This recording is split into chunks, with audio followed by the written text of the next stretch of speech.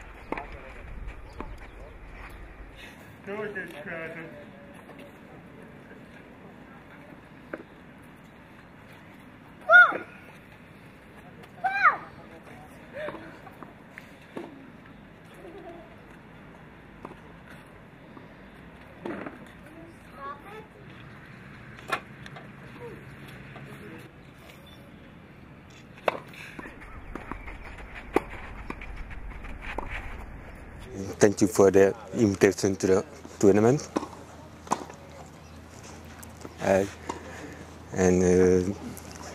Because I have never been in Portugal.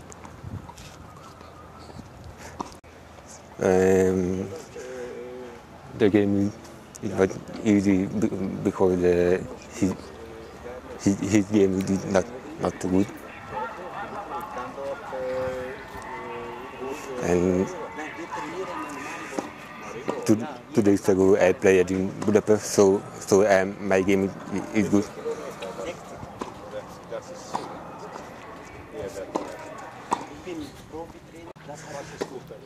But no too much player here. But next time we be a good tournament. So I will come to that next time.